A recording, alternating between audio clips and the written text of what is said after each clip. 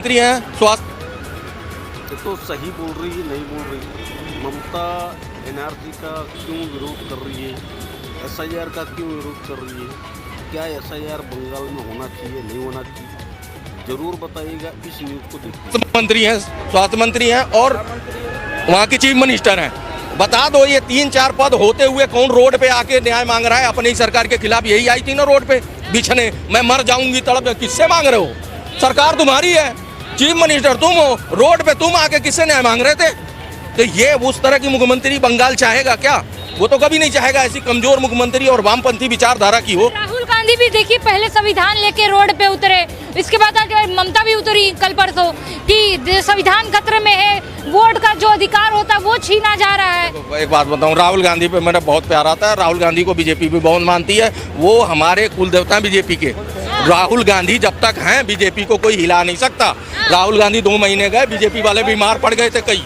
अरे राहुल गांधी गया कहाँ? जैसे 2 महीने बाद आए तो उन्होंने आते ही स्टेज पे बम्पर ओपनिंग की, बैटिंग करी, 3 रन आउट करा दिए। उन्होंने कहा देखो जी, जो ये जियो का सस्ता डाटा बेच रहा है ना अडानी, अंबानी नहीं, जियो का फोन इस्तेमाल करते हो और वीडियो बना के अपने दोस्त को भेजते हो, इंस्टाग्राम की रील बनाते हो, तो पैसा किसके जेब में जाता है?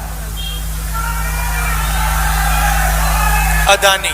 अरे बेटे, तुझे थकान नहीं लग रही क्या?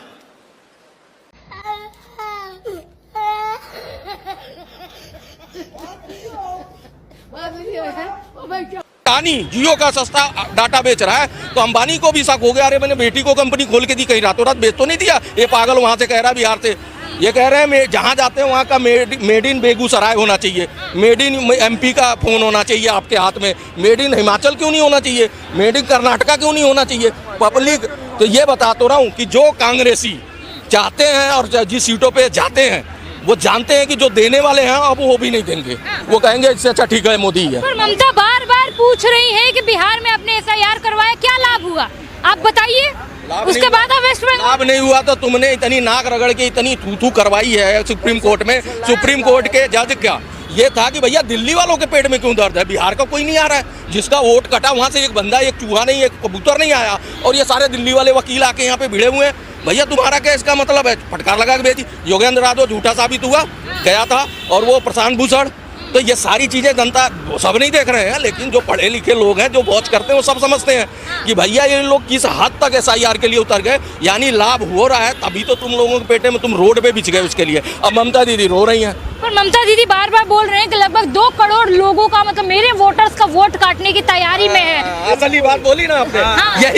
यही बात सब चाहते हैं कि भैया जो 2 करोड़ नहीं, इस देश में सुप्रीम कोर्ट कह चुका है कि 5 करोड़ आ गए हैं घुसपैठिए जो संसाधनों पे कब्जा करके बैठे हैं, जो हत्याएं कर रहे हैं, क्राइम कर रहे हैं और हम यहाँ पे नाक में नकेल कस रखी है।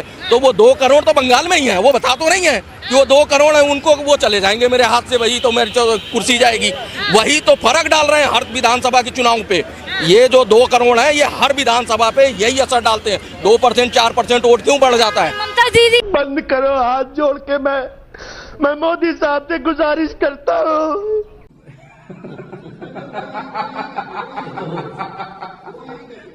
खत्म, bye bye, tata, goodbye, गया।